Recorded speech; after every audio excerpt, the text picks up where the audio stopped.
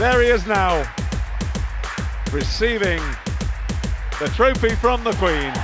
All 6'7" of him. It's safe to say, when compared to the other football codes in Australia, like your rugby leagues, your Aussie rules, even association football / soccer, rugby union really just pales in comparison to all those three codes with Australia. Even in so-called traditional rugby union heartlands like Queensland, New South Wales, there's yes, there is a small die-hard community of rugby union fans, but yeah, it is pretty much a minority, certainly compared to rugby league. I mean, even the AFL, particularly when you consider the recent success of the Sydney Swans and the Brisbane Lions, has a bit more say with people in Sydney and Brisbane compared to rugby union. I guess it helps when they've won, when they are winning stuff. But it was not always like this, and in fact, we might very well be seeing history repeat itself. In fact, there was a time when rugby union in Australia, Australia's rugby union team, I should say, was probably the best in the world. Now, for the rest of this video, look, I am just going to refer rugby union as rugby, and, well, the NRL Rugby League as league, AFL as Aussie rules, and association football for soccer, because I'm not really going to say rugby union, rugby league. It just gets too tired. So we start our story back in 1949, I should say, because that was, the Wallabies earned the right to hold the Bledisloe Cup, beating the All Blacks, who at the time were just emerging out of World War II. In fact, I believe this was around the time that the All Blacks lost 2 tests in a single day. We have to fast forward though, and yeah, I think we're going to have to fast forward because it would be quite some time before the Bledisloe Cup would be held, would be won by Australia, because we need to go to 1979, a one-off test at the Sydney Cricket Ground between the All Blacks and the Wallabies, because back in the day you did not have the Sydney Football Stadium, you certainly did not have the Olympic Stadium. I think the closest thing to a football stadium was probably Concord Oval or Leichhardt Oval. Anyway, in the only test of between these two that season, the Wallabies beat the All Blacks 12-6. This was a team featuring the likes of Graham Murray Maxted. In fact, this was only a few months before the All Blacks had won their first ever Grand Slam of Europe. Of course, and then now, this game is probably remembered more for what happened after the final whistle, because not too long after that, the Wallabies players went back into the tunnel, or was it the member stand, being the SCG, and they came back out with this giant trophy. Now, a lot of the All Blacks were actually wondering what on earth this trophy was. Well, I guess when you've not had to worry about losing it for 30 years, it's pretty reasonable. After there's a couple of generations who didn't actually realize that Australia and New Zealand play for something called the Bledisloe Cup. And so this was probably the first time that a lot of these players saw the Bledisloe Cup, this giant big trophy, which hadn't been won by Australia since 1949. I presume it would have been hiding somewhere at New Zealand Rugby headquarters. So it was the following season, 3 more tests were played between the Wallabies and All Blacks in Australia, and again the Wallabies won that series 2-1, and thus they earned the right to hold the Bledisloe Cup for another year.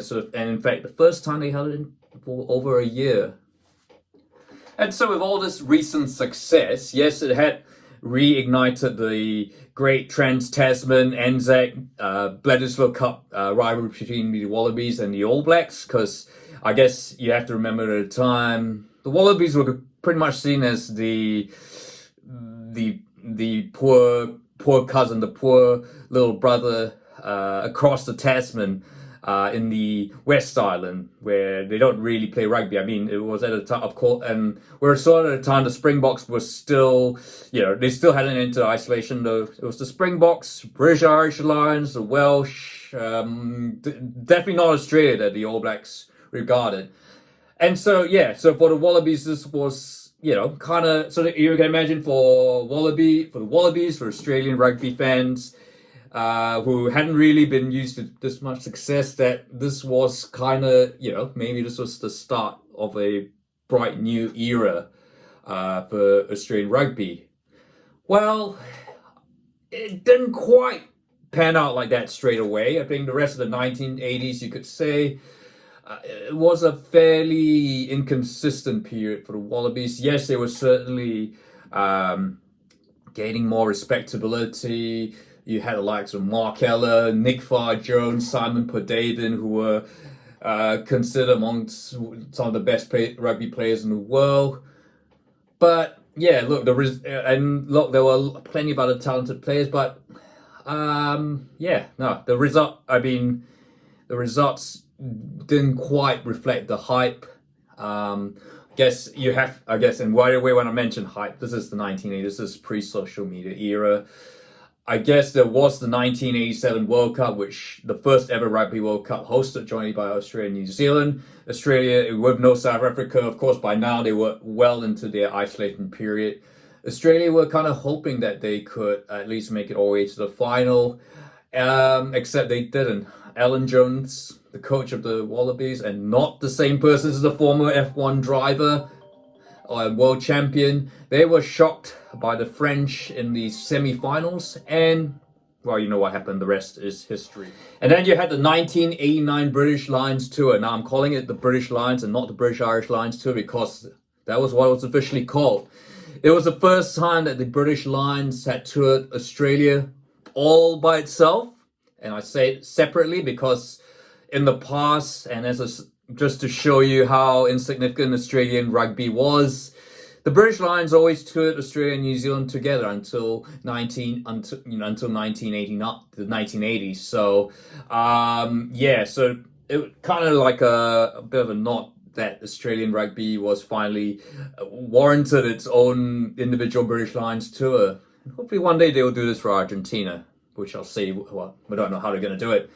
Anyway, the British Lions, the British Lions, well, actually I should say the British Lions played the Wallabies in the first test at the then brand new, spanking new Sydney Football Stadium in the first test, and the Wallabies ultimately justified having this British Lions tour all by themselves as probably one of the great Wallabies performances of all time. They absolutely thrashed Finley Calder's Lions in front of a packed crowd of actually quite a few Wallabies fans, along with your British and Irish tourists. But ultimately, the Lions, in fact, I believe that was the only game they lost on that tour in Australia. The Lions came back to win the last two tests. They won a tough battle in Brisbane at Ballymore, and then came back to the Sydney Football Stadium and clinched the series 2-1. He was out on his own. He started the run. Greg Martin went in support without really wanting the ball, lost it ahead, and the unthinkable has happened. Look at this. You don't do this on your own line. You don't wear a green and gold jersey to pull out that sort of Mickey Mouse rugby. But, so you had 1987, the World Cup, that was a big disappointment. The 89 British Lions tour, that started well, it was a disappointment. But it was quite evident that that more good times were coming for Australian rugby. There was a new generation rising, which they were all soon set, they were set to be part of the next Rugby World Cup squad. Of course, the next Rugby World Cup was due to be held in, I won't call it England, I would say all over Europe in 1991. And I must mention that, we're heading into, it's 1991, so we're right into the start of the 1990s. The Iron Curtain had just fallen in Europe. Australia is the 87 market crash was sort of behind everyone. Australia's economy, it technically had a recession, but it picked up. It was a technical recession. Go look that up. Australia was back to the economy was booming. Not it was whether it was the services industry, certainly the mining industry in Western Australia, and the immigration wasn't a high. It wasn't just Kiwis, but Brits, and now of course Europeans who previously hadn't been able to leave the Iron Curtain, they were coming over. Australia was truly the blessed nation, and even the Simpsons were talking about Australia, and of course, at the same time, and I guess that sentiment was sort of reflected with Australian rugby. You had the 1991 Rugby World Cup. There was while you had the likes of David Campese, Simon Podavin, Nick Farr-Jones, they were pretty much in the prime of their careers, but you also had Jason Little, Tim Horan, and of course John Eales, who literally stands out. They were like early 20-year-olds who were starting to were just gone onto the scene, but were part of this 1991 Rugby World Cup side, which ultimately after they beat the All Blacks thanks to a sensational try to David Campese at the old Lansdowne Road, that's now Aviva Stadium, they faced England at Twickenham. And and the fact is, everyone was really impressed with the way the type of modern fancy rugby. It was like great band of defense, but also the backs were really good to watch. The English, had been just heavily reliant on kicking goals on Rob Andrews' boot. They decided just before the final, we're gonna bin all that. We're going to play like the Wallabies, and they lost quite comprehensively, I should say. Of course, the scoreline is just a bit small, but the Wallabies were clearly the better team. They deserved their first Rugby World Cup, and we've all seen that picture of Nick Farr-Jones lifting the Rugby World Cup back at Twickenham. I think, was it in front of Princess Anne or Queen Elizabeth? I'm not sure. So it was back in 1991. At this point, I might say, look, after 1991, the Wallabies would pretty much go unbeaten every single season of that decade, which I guess I made that intro seem to make it that way, although it was definitely far from that. Although there were, I guess, after that Rugby World Cup, there was a little bit of a transition period. There was still plenty of successes. They held the Bledisloe Cup against the All Blacks, and of course you have that famous, game at the Sydney Football Stadium with that tackle, which leads me to a nice segue to talk about George Gregan. George Gregan, Stephen Larkham, a new Matthew Burke. I say new because there was a Matthew Burke who won, not the same player, definitely not the same player who was at the 1991 Rugby World Cup. John Eales was starting to hit his peak. But look, it was. I guess you have to say that it was a pretty open time in World Rugby. We were approaching the sort of like the trouble, the transition where you had rugby union, which was still amateur, but facing enormous challenges to be professional. You had the News Corp bit, all the rival, trying to poach players, that sort of thing. It was actually, that was a pretty good time to watch rugby, if I, perfectly honest.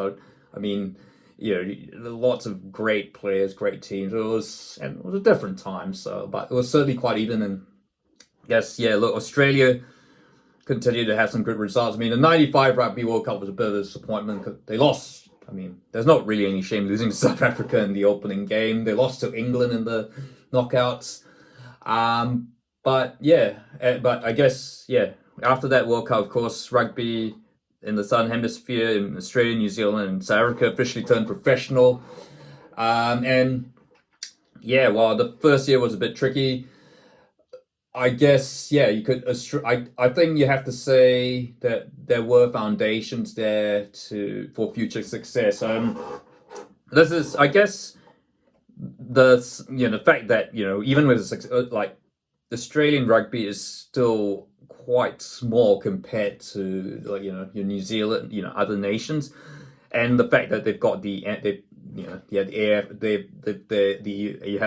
was obviously the ARL became the NRL. You had the AFL. There was already a professional football competition in Australia. So I think, and the fact it was small, and unless they had a heritage, but not, you certainly didn't have like the so much influence like in South Africa or in Wales and in the Wales or New Zealand. But so they were able to be innovative and try different things. I guess, the one example, I think what epitomizes Australia being able to, Australia being the best placed nation to embrace the professional era of rugby was the Brumbies, because obviously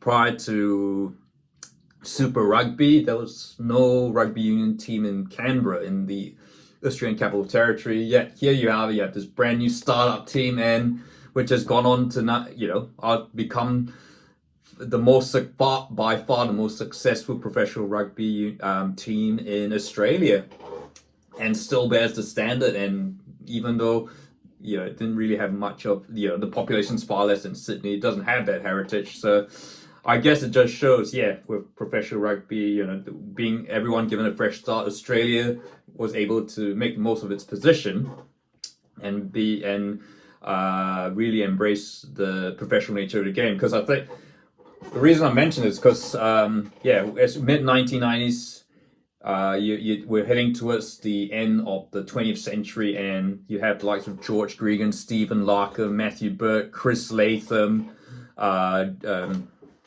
all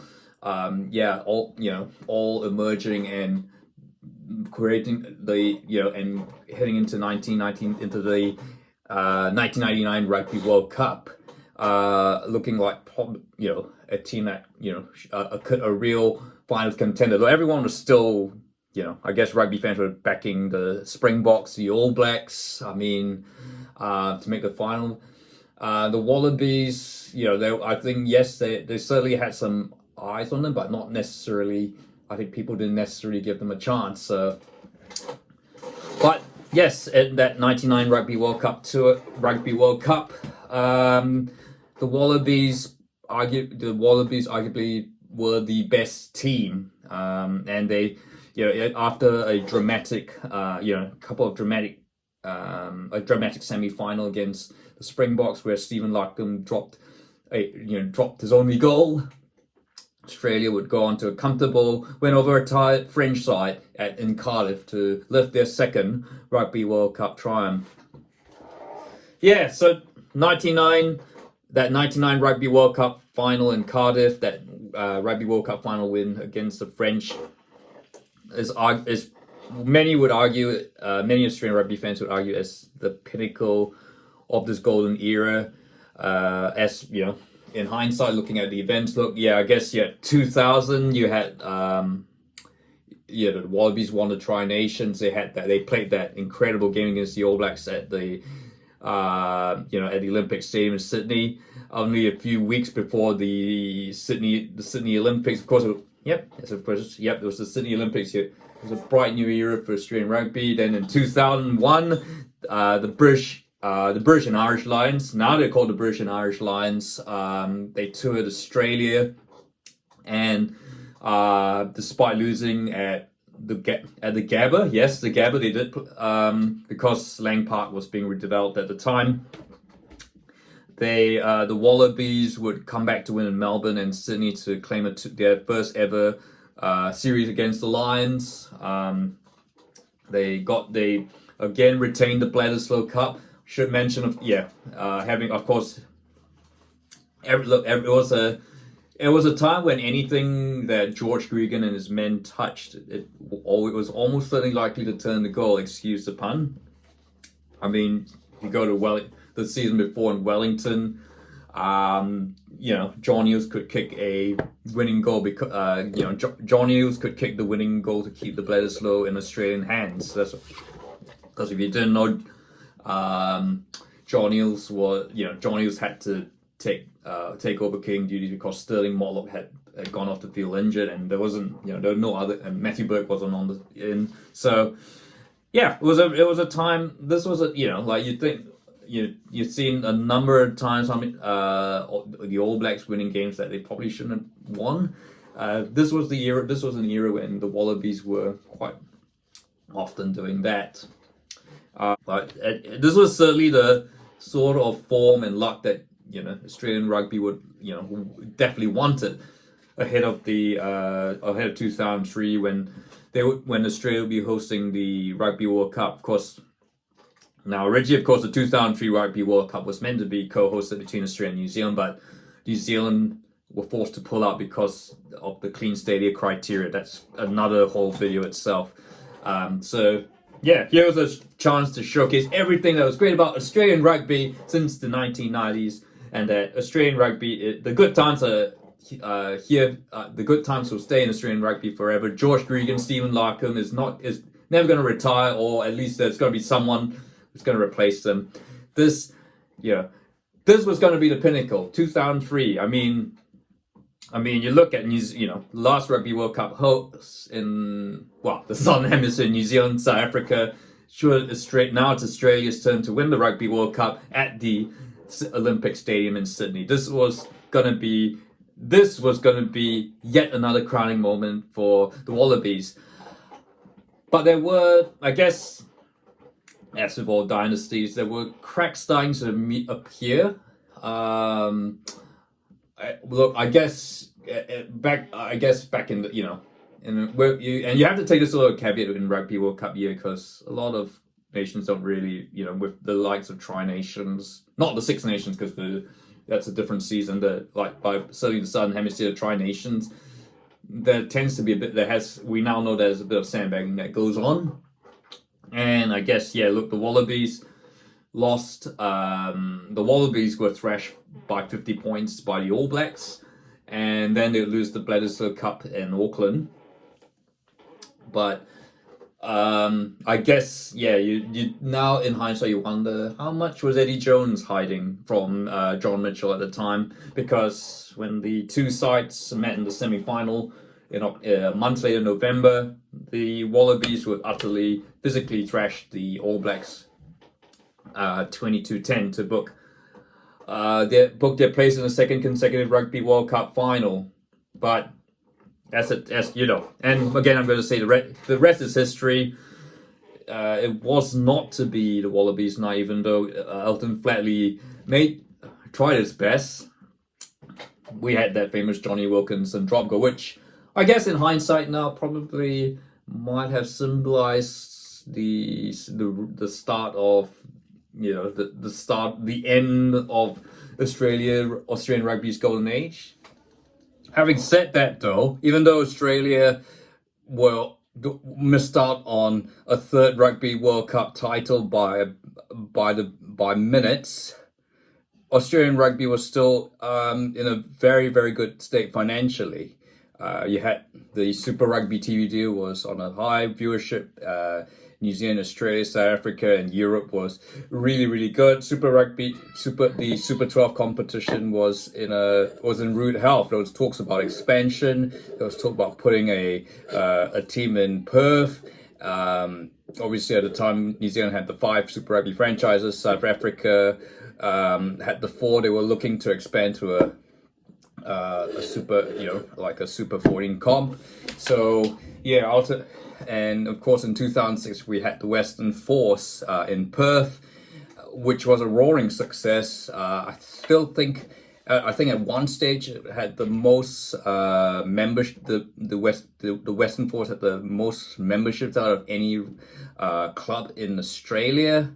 So yeah, in short, rugby in Australia was still in a rude hell. There were lots, and yeah, like the likes of Gregan, Larkham, Flatley, Burke. Might have been on their way out, but you had someone like well, I mean, not on the way out because they wouldn't make the Rugby World Cup in 2007, but they were kind of in the autumn of the career is what I meant to say. But yeah, those you had likes of Matt Kitto, George Smith still had plenty of years left. Nathan Sharp, and then coming up, Curly Beale.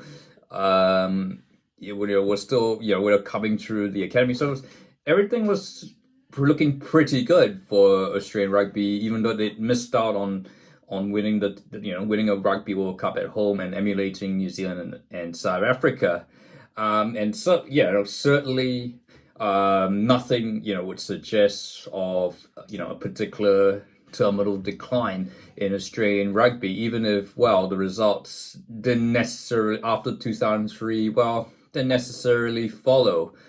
But yeah, and I guess we get to perhaps one reason for the start of Australian rugby's decline. So it comes down to it, obviously. The key product, the key product for Australian rugby is the Wallabies. Quite by a long way, it's it's a national team. It's their premier product. Much as you've got the Brumbies, Waratahs, Reds, the Force, and eventually the Rebels, and all the other programs. The Wallabies is is the number one product for Australian rugby and what will become Rugby Australia. And yeah, so being the head coaches, like Eddie Jones was that was a huge job. When 2000 the season after the Rugby World Cup, 2004 was pretty respectable. Some really, they might have lost the Tri Nations to South Africa, but the results were still respectable. It was 2005 when I guess things started to turn. There was a bit of talk about Eddie Jones sort of losing the dressing room. The likes of Gregan, Larkham, they've sort of didn't have their best seasons. I think recall the Brumbies Brumbies had a really shocking title defense season. And then, you had that end of the year tour, and ultimately Eddie Jones was gone after that end of year tour. I think didn't they lose to Wales or something on that tour? Yeah, so Ewan McKenzie took over. Ewan McKenzie. John Connolly took over. Results were all right. They still, had, but I guess it was quite evident that the Wallabies were starting to fall behind. The All Blacks, you had Dan Carter was just starting to play number 10, Richie McCaw. You had the Springboks with Jake White, with captain by John Smith. You had the likes of Brian Habana, Scott Berger. They were starting to overtake the Wallabies. The Wallabies were no longer the top dog, and of course, at the time it was still the Tri Nations, and then the 2007 Rugby World Cup, they crashed out of the quarterfinals, and so and I guess it wasn't the Wallabies weren't quite the top dog, and it's natural for any national team. The cycle they were coming towards the end of a great cycle, and things were certainly changing with Australian society as well. The magic of the Sydney Olympics had kind of dissipated now. Like Ian Thorpe had sort of, I guess. Sport, there had been this generation had sort of been used to a long, sustained period of success with, you're not only talking about the Wallabies, but also, Australian cricket as well. I guess there is an element of taking things for granted. And I guess those decisions kind of funneled up to the, top rugby, Australian rugby. Of course, after 2007, Connolly was gone. There was the Robbie Deans experience, which I think in hindsight, actually, it worked pretty well. I think it was like Deans was a very good choice. I mean, yes, he was a Kiwi, but he certainly, the results, they might not have, they didn't win they might not have won a World Cup. They didn't get back the Bledisloe Cup, but he certainly ushered in a new generation of Wallabies who, yes, they might not have been as successful as the last, but the Wallabies still remain at the top of their game. So I guess there's a bit of the element that he's a Kiwi, Robbie, formerly coached the Crusaders.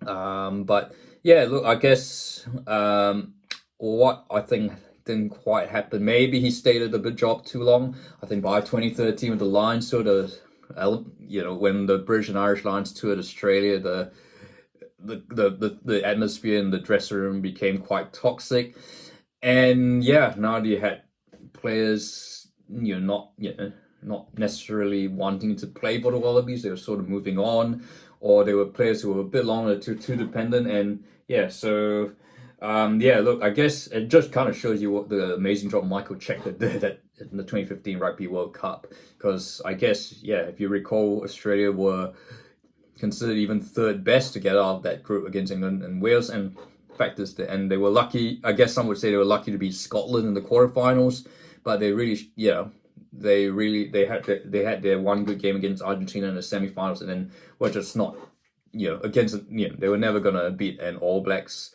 team in the Rugby World Cup final, which happened to also be Dan Carter and Richie McCaw and Martin Onu, Conrad Smith's, Tony Woodcock's last ever game in black. So I guess that puts that in a lot of perspective. That was the England tour with Eddie Jones, and the point is there were a lot of things that certainly conspired against Rugby Australia, and at the same time,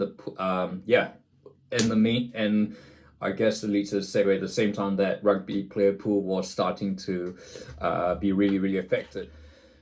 Because around the same time was the NRL, the AFL, seeing how important TV rights were. They really stepped up their negotiations, and the TV deals with like Channel 9, Fox, or for AFL's back then it was Channel 10.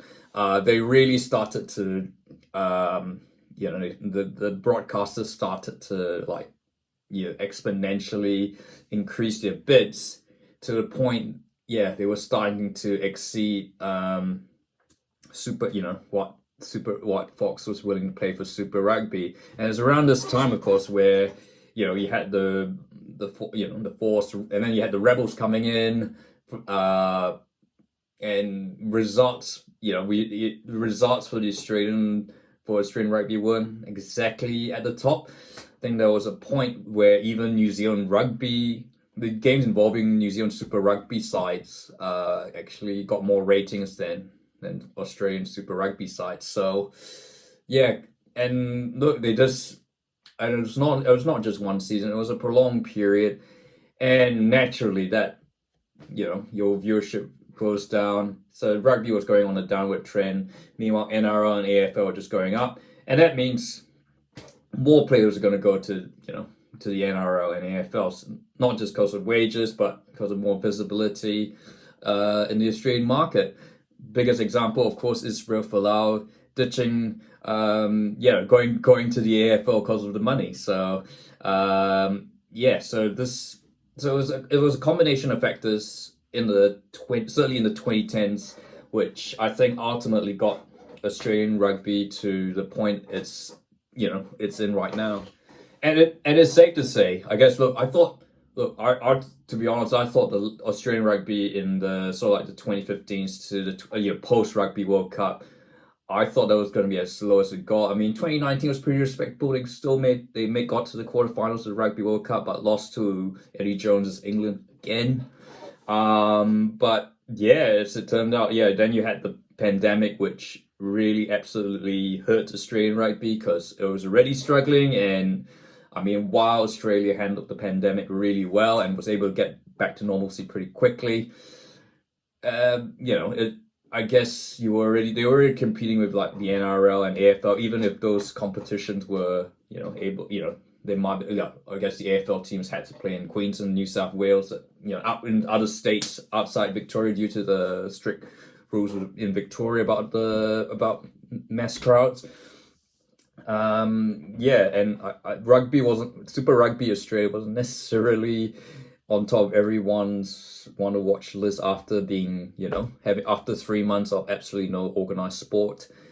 And so revenues were severely dented, and that if that there was a point that Australian rugby was almost near insolvency, which is actually a crazy thing. Like 20, I guess I know it is nearly 20 years. It's a long time from the Rugby World Cup, but it is unfathomable to think that after a profitable Rugby World Cup in 2003, that just to see how far Australian rugby declined.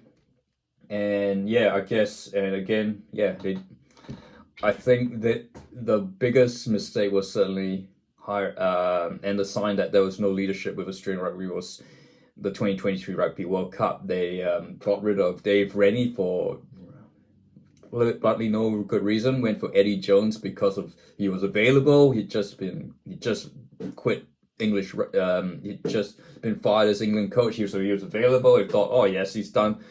They were looking for the end of the rainbow, which there was really nothing there. The Wallabies would suffer their worst ever Rugby World Cup performance by crashing out in the first round, needing Portugal to do them a favor of all teams. And and Eddie Jones, Rugby Australia had to terminate Eddie Jones's contract at expensive costs. Look, I mean, what can we say about Rugby Australia? Look, it kind of feels like you're looking at a farmland that has seen a lot of drought for like countless of summers. After one rain downpour, a few shoots are shooting up, but it's still early days. And look, we like to be optimistic that Australian rugby is starting to head back to where it was, maybe even in like 1979. I think it will. I don't know if they'll ever. Well, never say never. I think it will take a long time to get to the level it was in the 1990s. I think there will need to be a whole lot of other factors involved. We're facing Australia is not. Australia's economy is not what it was. The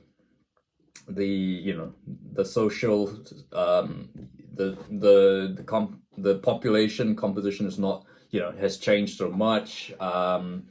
You see, yes, there's still Brits and Kiwis and South Africans coming to Australia, and yes, they'll bring your rugby fans, but at the same time, they're being dwarfed by immigrants from other parts of the world, particularly like the Middle East, or where football, where football is the number one sport. So, and they wouldn't really care about rugby. So and that's why earlier I mentioned why soccer, football is undoubtedly even if the A-League is struggling, it's definitely in a much better shape than rugby in Australia. So, but having said that, there is another Rugby World Cup. Maybe this time it's expanded, so there's more games, more revenue. There's certainly more revenue than was available in 2003. In fact, I guess Australia will be hosting the men's and the women's Rugby World Cups, and of course you've got the British and Irish Lions tour this year, which will come out which should come out as this video comes out. Those will bring a lot of money to Australian rugby, which you badly need. I think the key is how Rugby Australia invests that. I like Phil Waugh. Always liked him as a player, and I think he's a very good coach, a very good choice to lead Rugby Australia into this new era. And I like the fact that someone like Ben Tune's involved. But I'm also cautious because we've seen what they can do. And while they know rugby, we don't really know much about what they are with businessmen. And why would we? I guess we only know them as rugby players. So only time will tell. And hopefully they would have learned from what happened in certainly after 2003. And I guess, but yeah, I mean, World Rugby needs a strong Australia. Much as we'd love to see Australia lose, World Rugby needs, it's not good for the game that Australia, just like Wales, it's not good for Wales and Australia to be in the position that they are. So fingers crossed that, yeah, I guess as I brought up as I close this, it took 30 years for the Wallabies to get back the Bledisloe Cup. Maybe history's made repeating itself. But that's it. Look, what are your thoughts? And if you like this video, feel free to like and don't forget to subscribe.